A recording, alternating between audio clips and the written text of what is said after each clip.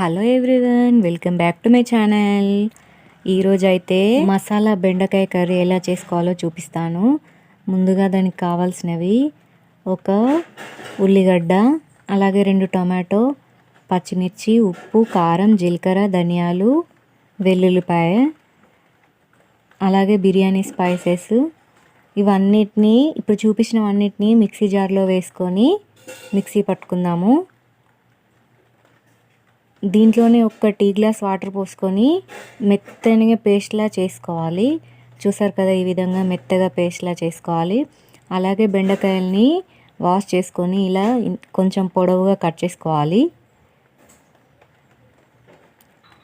ఇప్పుడు స్టవ్ పైన గంజు పెట్టుకొని ఒక 3 టేబుల్ స్పూన్ల నూనె వేసుకోవాలి.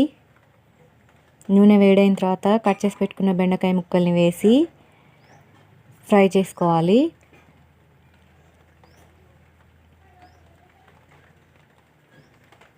ఈ విధంగా నెమ్మదిగా కలుపుతూ ఫ్రై చేసుకోవాలి.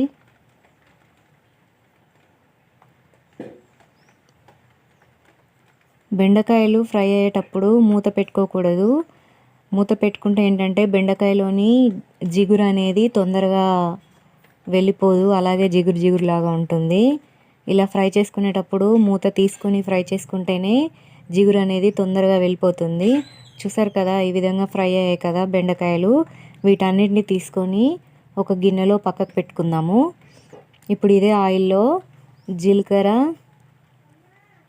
ఆవాలు వేసుకొని ఒక 2 పచ్చిమిర్చి చీరి వేసుకోవాలి. తర్వాత ఒక ఉల్లిగడ్డ కూడా కట్ చేసుకొని వేసుకోవాలి. వీటిని ఎర్రగా ఫ్రై చేసుకోవాలి. ఇవి కాస్త ఎర్రగా ఫ్రై అయిన తర్వాత మనము మిక్సీ పట్టుకొని పెట్టుకున్న పేస్ట్ ఉంది కదా, దాన్ని ఈ ఆయిల్లో వేసుకోవాలి. ఒకసారి బాగా కలుపుకొని కొంచెం ఒక 5 నిమిషాలు ఉడికిన తర్వాత కొన్ని వాటర్ పోసుకొని బాగా కలుపుకొని మూత పెట్టుకొని ఉడికించుకోవాలి.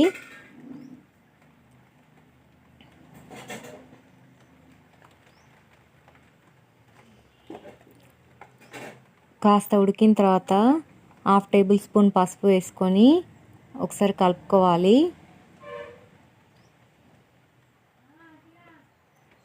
దీంట్లో మనము స్పెషల్గా ఉప్పు, కారం వేయాల్సిన అవసరం లేదు. ఎందుకంటే మనము ఇది పేస్ట్ చేసుకునేటప్పుడే పచ్చిమిర్చి, ఉప్పు, కారం అన్నీ కలిపి పేస్ట్ చేసుకున్నాం కదా. ఇప్పుడు చూసారు కదా ఎలా ఉడుకుతుందో ఈ పేస్ట్ అనేది, కర్రీ అనేది. దీన్ని మళ్ళీ మూత పెట్టి ఒక 10 నిమిషాలు ఉడికించాలి. ఇలా ఆయిల్ అంతా పైనకి వచ్చింది కదా.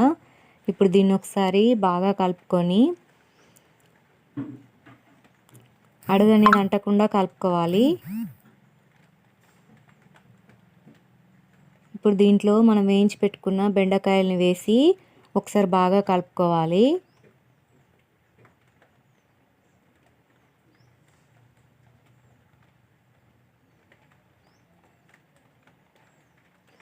ఇప్పుడు మూత పెట్టి ఒక 10 నిమిషాలు ఉడికించుకోవాలి. చూసారు కదా, ఇలా ఆయిల్ బయటకు వచ్చింది కదా.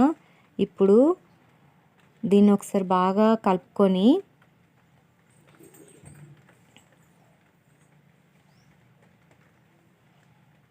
కసూరి మేతి ఉంటుంది కదా, దాన్ని తీసుకొని ఇలా చేత్తో నలుపుకుంటూ వేసుకోవాలి. ఇప్పుడు ఒకసారి బాగా కలుపుకొని స్టవ్ ఆఫ్ చేసుకుంటే బెండకాయ మసాలా కర్రీ రెడీ. ఇది చపాతీలోకైనా, అన్నంలోకైనా, బగారా రైస్, పరోటా, పూరి ఇలా దేంట్లోకైనా టేస్ట్ అయితే అదిరిపోతుంది. చూసారు కదా ఎంత కలర్ఫుల్గా ఎంత బాగుందో. ఈ వీడియో కనుక మీకు నచ్చినట్టయితే లైక్ చేయండి, షేర్ చేయండి, అలాగే సబ్స్క్రైబ్ కూడా చేయండి. Thank you for watching.